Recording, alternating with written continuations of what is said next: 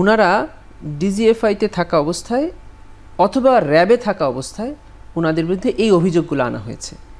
অতএব এটা নিঃসন্দেহে এটা আর্মির অভিযোগ না।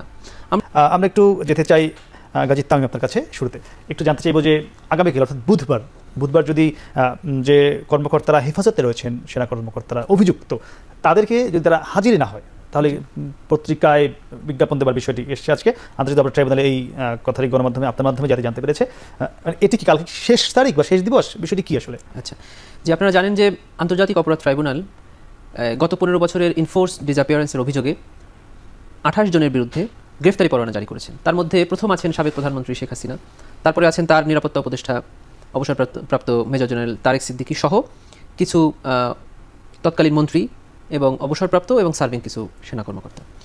এখানে আসলে বারবার আমরা সেনা কর্মকর্তা বলছি, যার কারণে বা গণমাধ্যম এটা বলছেন, কিন্তু আসলে দেখেন ওখানে কিন্তু তৎকালীন স্বরাষ্ট্রমন্ত্রী আসামি আছেন, তৎকালীন আইজিপি আসামি আছেন, তৎকালীন প্রধানমন্ত্রী আসামি আছেন, সাথে ইনারাও আছেন। তো এখানে আসামিদের স্ট্যাটাসটা আমাদের কাছে খুব গুরুত্বপূর্ণ নয়। আমাদের কাছে গুরুত্বপূর্ণ হলো যে কি অভিযোগ আমাদের কাছে এসেছে এবং ওই অভিযোগে কারা কারা অভিযুক্ত। আপনারা জানেন যে বর্তমানে বাংলাদেশের সাবেক প্রধান বিচারপতি কারাগারে আছেন। তো আমি যেহেতু একজন আইনের মানুষ, আমার সর্বোচ্চ রেসপেক্টটা থাকে বাংলাদেশের প্রধান বিচারপতির উপরে। তো তিনিও এখন কারাগারে আছেন। তিনি প্রধান বিচারপতি হিসাবে না, তিনি একজন অ্যাকিউজড হিসাবে কারাগারে আছেন। ট্রাইব্যুনালে সাবেক প্রধানমন্ত্রীর বিচার চলছে, সাবেক বেশ কয়েকজন মন্ত্রীর বিচার চলছে, সাবেক বেশ কয়েকজন সেনা কর্মকর্তা বা সার্ভিং কয়েকজন সেনা কর্মকর্তার বিচারও ট্রাইব্যুনালে চলছে।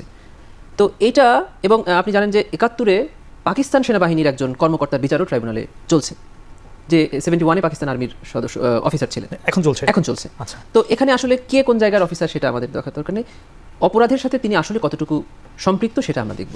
আরেকটি কথা হলো, অবশ্যই কোনো প্রতিষ্ঠান এই দায় নেবে না। কারণ হলো, আমি বাংলাদেশ সুপ্রিম কোর্টের একজন আইনজীবী।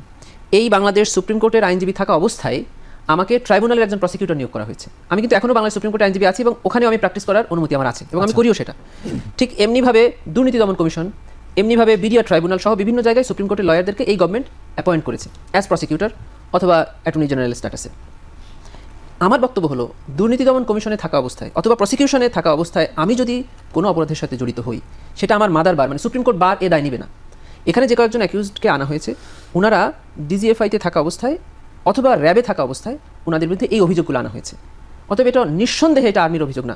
আমরা জুলাই গণঅভ্যুত্থানে দেখেছি, এটি একটি মানে গুরুত্বপূর্ণ কথা। জি, প্রমাণও আমরা পেয়েছি যে আর্মি ছাত্র জনতার উপরে গুলি করবে না মর্মে স্পষ্ট জানিয়ে দিয়েছিল জুলাইতে, এবং 5 তারিখ সকাল পর্যন্ত তৎকালীন প্রধানমন্ত্রী চেষ্টা করেছে আর্মির প্রধানকে যে ছাত্র জনতার উপরে গুলি করার জন্য। তিনি পুলিশ প্রধানকে প্রশংসা করেছেন যে পুলিশ তো ভালো করছে, কিন্তু আপনার আর্মিরা কেন করছে না। এবং 5 অগাস্টের 2টার পরে যখন জেনেছে যে দেশ নতুন করে স্বাধীনতা লাভ করেছে, তখন ছাত্র জনতা আর্মিদের ট্যাঙ্কের উপরে এসে তাদেরকে ফুলের শুভেচ্ছা জানিয়েছে, তাদেরকে ফুল দিয়েছে। যে দেশের সকল ক্রান্তি লগ্নে সেনাবাহিনী এগিয়ে এসেছে। আর অ্যাকিউজ যিনি করছেন তিনি তার অ্যাবসলিউটলি পার্সোনাল লাইবিলিটি। এজন্য অবশ্যই আমরা দেখছি না যে কে তিনি, আমরা দেখছি যে তিনি এই অভিযোগের সাথে আদৌ কতটুকু জড়িত। যদি আপনি বিচারের বিষয়টা কি অবস্থায় আছে এটা আপনি জানতে চান।